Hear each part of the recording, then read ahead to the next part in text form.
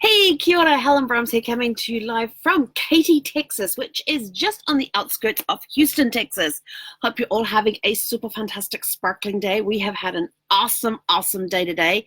We got a nice early start. We're actually on the road by 8:30 this morning, which I think is one of the earliest ones we've had. Yeah, I think so. But anyway, we got on the road at 8:30. We got to the campground here in Katy at 1:10. And so that was like 4 hours and 40 minutes, which is awesome. We had 2 breaks on the way. We stopped at a rest area. Didn't get out of the RV. It was just more because I'd forgotten to have breakfast again. Seems on travel days I forget to have breakfast. So we stopped at the first rest area, have breakfast, and then we're good to go again. So we did that, and that was probably about a 15-minute break. It wasn't very long at all. In fact, we didn't even get out and walk around at that rest area. Yeah, and then then I thought, well, we'll go on to the next rest area. Hang on, where was my rest area? No, that was going to be the one after that. And then we were thinking of there was a rest area at mile marker 692, and I thought, oh, that would be a good one to aim for because I had a conference call to get on at 11 a.m. my time, and I thought, yes, we can do that. But as we're getting closer and closer to 11 o'clock, I realized we're not going to make the rest area at 696. 696. But there was a pilots or a Flying J coming up at 674, so we thought we'll go off there because they usually have big parking areas for the rigs and everything else. So managed to go in there, backed into a parking space right at the back of their thing. There was all these empty truck spaces, so it was good. And got ready to get online and everything else, and then got the message, and then found the message that the call had been cancelled for the day. I was like, lunchtime. So we had our lunch, got out, walked around for a little bit, got back in again. So probably there for about 30 minutes. And then we continued on our way. And I don't know what's going on with the RV-friendly GPS. So the GPS program I use is called RV Trip Wizard. And it is supposed to take you on RV-friendly routes. Well, I question the way we went after we left the I-10. Because we were going all in around and a back and a dip and all down these little country lanes and everything else. And then it tells me to turn left. And when I looked at where I had to turn left, it's a gated community. And there's a gate right there. There's no way I can get there. And it had Lakes of Katy. And I'm like, I'm not going to Lakes of Katy. I'm going to Katy Lake RV Resort. So I just continued on past. Told me to take the next left coming up. I looked down. It was like a single lane. It was just like a track. And I'm like, no way. And I thought, I'm just going to keep going, trying to find somewhere to pull over. Eventually got to an area where my side was 2 lanes wide. And I basically just pulled over the curb, put the hazard flashes on, got out the GPS. Where the heck am I and where am I going? And basically it was straight ahead like 6 miles and then left into the thing. So I figured, right, that's it. So we just went 6 miles and then turned left, and then it told me to turn left. And I turned left, and there's a storage facility looking at me, and I'm like, where the heck? And because I saw the sign, which was actually hidden by a tree, that said RV park, and I'm like, okay. So I looked back. Yep, the RV park sign was there, and I'm like, there's a storage facility here. Do I go into? And I'm like looking at this thing, and so I'm sitting there, I'm looking, and then I noticed that there's a driveway that goes down the side, and I'm like, am I supposed to go down there? And I kind of like looked down there a little bit, and I'm like, doesn't look like there's an RV. Well, let's go down there and find out anyway. So drove down this thing, and they had all these different areas of it, like with yellow tape across it where you couldn't go down the right-hand side of the lane. You had to go down the left-hand side of the lane. So I'm just turning on, there's no cars going towards me. Get down there, and all of a sudden, oh, there's the RV park. And I'm like, well, that's really helpful to know it's behind a storage facility. So, but when I first started driving, when I was actually up on the freeway, my phone rang, and I could see it was coming from the RV resort that I was going to today. And so I let it go to voicemail because I do not answer a phone when I am driving, period. Don't answer the phone when I'm driving. That's just what I do. I don't have hands-free, so it don't get answered. And in the RV, I need to concentrate more about that, so calls can just go to voicemail. And then like 15 minutes later, the phone rang again, same number, and again, let it go to voicemail. So when I got to the rest area, I listened to the 2 voicemails. The first one was them wanting to know when to expect me, what my ETA was, and that they were going to charge my card the full amount for my stay, and told me what the dollar value was. And I'm like, listen to this, and I'm thinking, hang on, that's before my Good Sam discount that I'm supposed to be getting. And they had told me that I needed to present the card when I got there to get the discount. And they're going to be charging it now. And I'm like, yeah, no. And so then the call 15 minutes later was to tell, which I knew this was going to happen, was to tell me that that card got declined. Now, here's something that I do, is I have a card with a very low balance on it. So, and it's a debit card, so I don't keep a lot of money in that on that card. For the simple reason is that I use it to guarantee reservations, but they can't charge the full price to that card because there's not enough money in the account for it. And I purposely do that because I have been bitten one time where somebody went ahead and charged the card before I arrived at the campground. And when I got to the campground, I presented my discount card to get the discount. And they said, oh, no, we've already charged your card. And I'm like, I'm supposed to get the discount. Oh, no, you can't get the discount. And I said, but you guys told me I had to bring the card in to get the discount. And they said, no, we've already charged the card. We can't give it back to you, the discount. So I learned from that this is what I'm going to do. So that is what I had done. And so when I called them back to say, this is my ETA between 1 and 2, and they said, oh, yeah, we need another credit card because that one declined. I said, absolutely, because I'm paying cash. And I said, and I also need to make sure my Good Sam discount's on there. Oh, just show us your card when you arrive. Oh, no, we're supposed to charge it before you come. I said, no. I said, you guys told me I had to present my card, my Good Sam discount card when I got there so I would get the discount.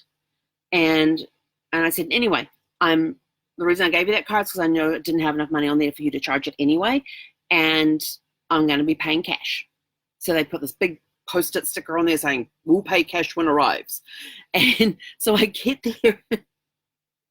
I tell you, real efficiency. This is crazy. So there's the yellow stickies on the front of the brochure that they give you with all the park map and everything, all the park information in there and everything. And it says, we'll pay cash when arrive.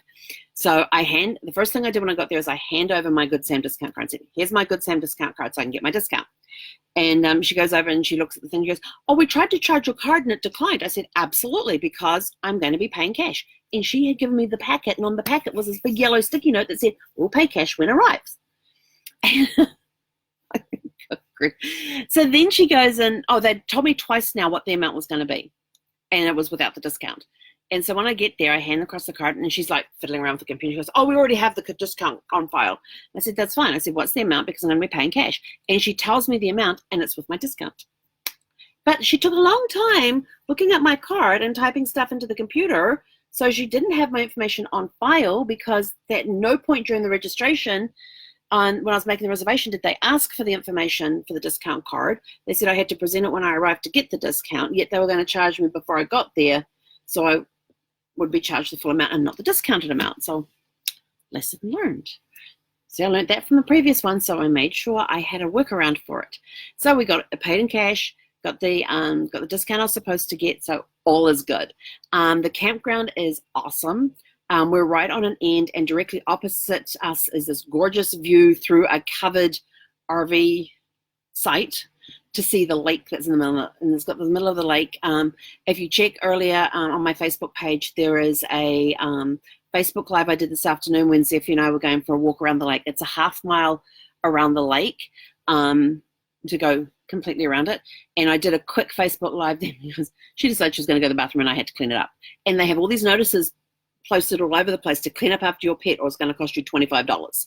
They'll fine you $25 if you don't pick up after your pet. And I'm like, how do they know what poop belongs to what pet and who to fine?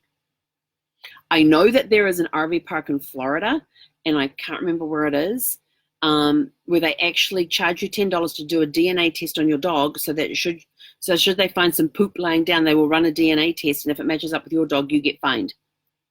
That's like a $250 fine. So I'm like, well, that's more of a deterrent. So I'm like, great. All right, so I don't know how they figure out whose poop belongs to whose dog when it's lying around and all that, but all I know is my dog poops, it gets picked up and put in the bin.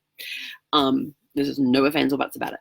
And then, so also opposite where we are too is the activities building, and in there's the laundry, there's showers, restroom, there's a fitness area. They've got a big great room in the middle of it, so they've got the showers and the restroom at one end of the building, they've got the laundry at the other end of the building, and in between is this big open game area. And I was going to take pictures earlier, but there was somebody in there playing on the pool table, so I figured, I'm not going to take pictures right now. I will go back when it's a little quiet. But there was a foosball table in there, there was a pool table in there, there was a couple of other tables there with like around 8 to 10 chairs around. I guess if you're doing board games and stuff. There was a room off to the side where there was a computer sitting there. I don't know if it's active or anything, but they call it the computer room. And there's also a bookcase in there with some books on there and some DVDs and VHS tapes. I was surprised to see a couple of VHS tapes on there, but they were there. And then opposite that computer room on the other side, there's an alcove, and in there was an elliptical trainer and a treadmill. And that's the extent of their fitness area. And then there were doors from that game room into the rest areas and the showers, as well as there's external doors as well. And then you go out the back and there's the lake in front of you, and they've got some seating areas out there with a fire pit.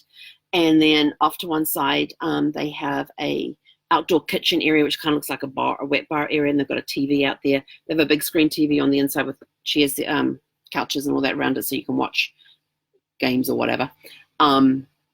But outside they also have a TV there with like a bar area that sort of like doubles as an outdoor kitchen. Then they've got a couple of grills over there as well. So you can actually do quite a nice little outdoor cooking thing going there with a few friends if you've got a few friends staying here and all that sort of stuff too. So that was kind of cool. And then we went and found the dog park. And it was 2 dog parks, both decent sizes. The one for the small dogs was bigger than the one that we had in San Antonio, but there was somebody was in there and they had their dog on a leash, like they're walking around the small dog park with the dog on a leash, and I'm like, it's an off the leash area, whatever. Each to their own. And so I went into the other park there, which was for the big dogs. It was massive, and they had a big they had a pet wash station as well, along with a hose that had the dryer. The hot air that comes out, and you use it to dry the dogs off as well. So I thought, well, that's really cool. I've never tried to bathe Zephyr yet. I sent her to the groomers to get that done because I don't know how to do her nails. And they use the Dremel tools. And because her nails are like a light brown color and her quick is almost the same color, it's sort of like, I don't even want to go there with that. I don't want to cause her pain. But we had fun in the dog park.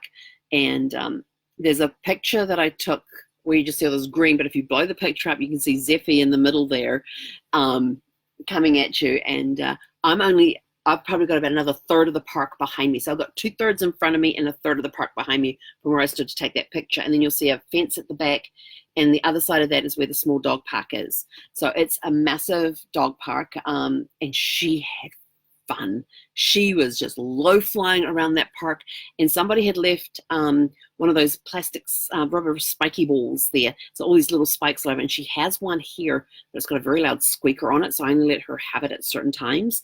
But somebody had left they had some of those around the park, and I was just picking up and throwing, and I realized my throwing arm sucks.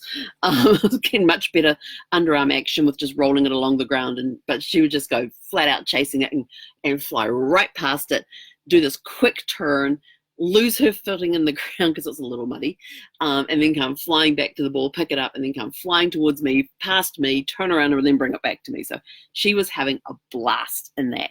And on our way to the dog, and so we were there for probably about 15 minutes, just her just running around, and then she was sort of like, I'm done. And they even have like a picnic gazebo there. They have a shelter there with a picnic table there, so you can go in there and have a picnic with your dog and all that sort of stuff. So it's kind of cool. And so then we went back.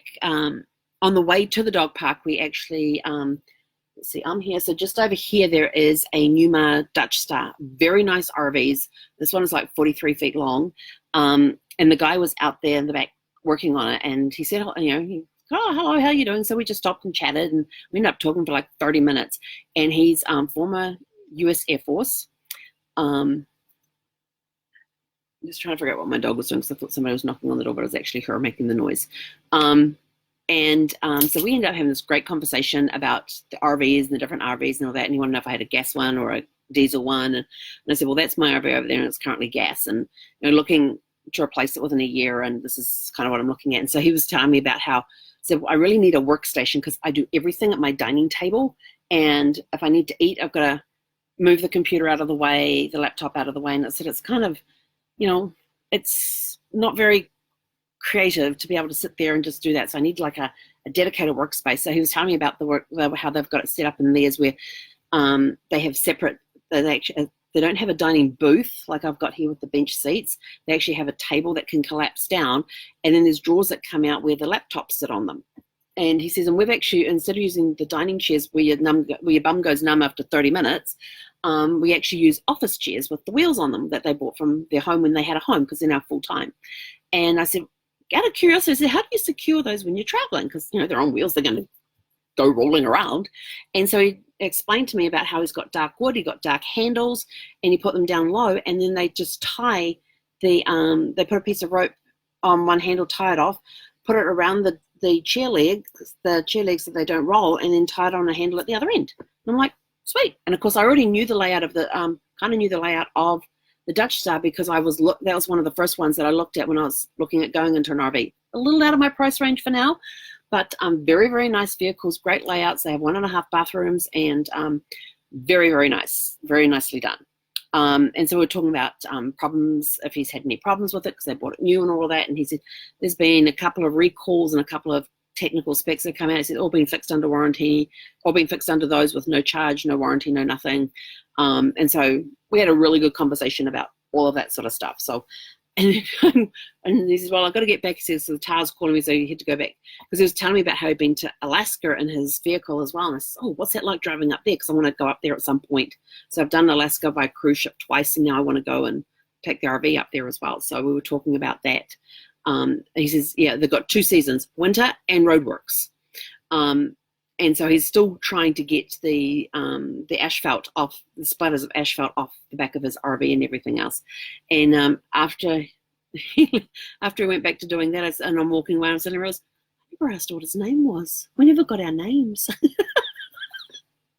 So it's sort of like, Helen, you got to remember to ask people for their names. Still brain. So yeah, Sophy's now going to play ball with herself. And so it was a very interesting conversation. It was good because I learned a lot from him as well about different places where you can go and get stuff fixed, as far as repairs to the RV goes when you're traveling. And he told me about this really great organization that's got 4 places. One's in Vegas, 2 are in Texas, and one is, I think, Arizona was the other one. And about how they have indoor-outdoor areas, and they've got a campground and all that, and you go there and you tell them what the problem is, you come camp there, and they tell you how long it's going to take to fix it, and whether or not you can stay in your RV while they're doing the repairs and all that sort of stuff. So I thought that was kind of cool to learn that, and to learn about other service places as well for when you're out on the road that you can rely on and trust. And he says he's taken his Dutch Star in there many times, and not many times, but times he's had to do it, he's got very good service. So it's been a very good day. And then the only other question I wanted to, you're only thumping, the dog's playing with her tennis ball, and it's the one that squeaks. Hence the squeak. So my question for you today is, are you taking care of your customers, or are you allowing somebody else to do that for you? So if we don't take care, and I'm guilty of this as well, I don't take the best care of my customers, and I hate to admit that, but being transparent. I'm learning to take better care of my clients and my customers.